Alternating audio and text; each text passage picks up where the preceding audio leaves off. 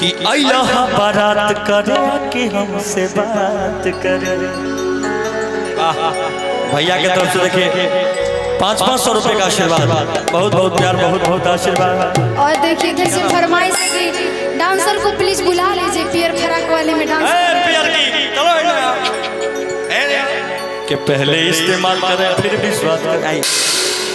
पहले डांस करेगा तब ना विश्वास करेंगे लोग। छोटकी बाछी तरह पियर गाछी कि अल्लाह बारात करे कि हमसे बात करे। अच्छा मांगे में मोबाइल नंबर लगातार हाथ धरे। अच्छा मजाक करती हो। आ गोरी फूला झाड़ी बारू आ चाचा जी के परिवारू। सलोनी जी के पापा जी वहाँ बैठे हैं, चाचा जी। हमेशा देखिए एक ओरिजिनल बेटी वही है जिसके साथ उनके पिता या भाई चलते हैं, तो हमेशा चाचा जी इनके साथ रहते हैं और ये हमको बड़ा अच्छा लगता है। खूब आगे बढ़िए, आप खूब तरक्की करिए, पूरे देश दुनिया में छा जाइए एकदम।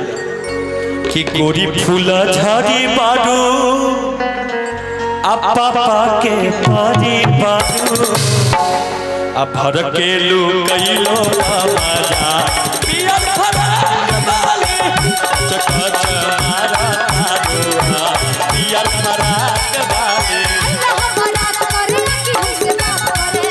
बारात करे मांगे में मोबाइल नंबर लगातार हाथ धरे। अल्लाह बारात करे कि हमसे बात करे। मांगे में मोबाइल नंबर लगातार हाथ धरे। गोरी फूला झाड़ी बारू पापा के परिवारू। गोरी फूला झाड़ी बारू पापा के परिवारू भर के लू कैलो मजा पियर फराक वाले चका चमारा तारुआ पियर फराक वाले।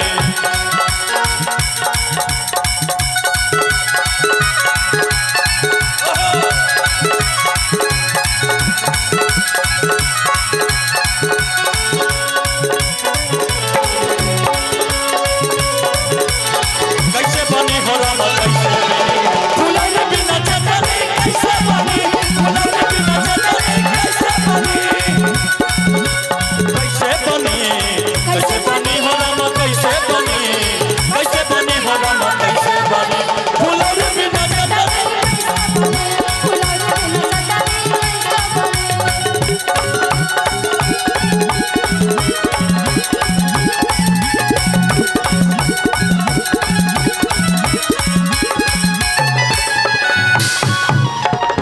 सुनी कि गलती से तोरा से हम जान टकरा गईनी हो गलती से।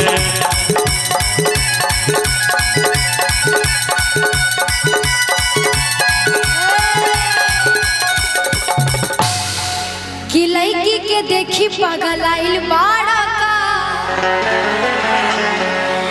लागे की भांग खा के आइल बाड़ा का। सुनिए कि एक चुम्मा तो मुझको उधार दे दे, वो एक चुम्मा तो मुझको उधार दे दे और बदले में यूपी बिहार ले ले और बदले में यूपी बिहार ले। अब क्या कहत रहूं कि लड़की के देखी पागल आइल बाड़ा का लागे की भांग खा के आइल बाड़ा का। कि करत इशारा बारू लागत आवारा बारू करत इशारा बारू लागत आवारा बारू भर के लू कैलो मजा पियर फराक वाले चका चमारा तारुआ पियर फराक वाले। सैया के जोगावले धरवा धुआं कैले बा, सैया के जोगावले धरवा धुआं कैले बा त खोदी के देवाना धुआं कैले बा।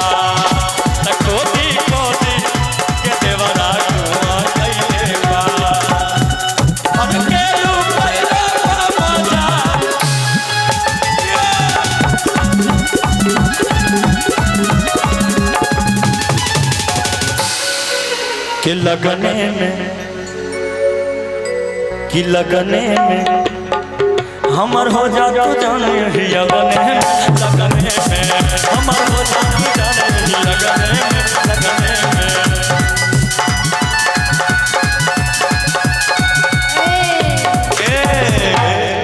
कि हमके पटावेला तू फूलावे से आई लव यू मारब चला के रसगुल्लावे से कि आगे आगे आंसू खई है पीछे फिर आंसू खई है आगे आगे आंसू खई है पीछे फिर आंसू खई है पवन के मान दिहलोला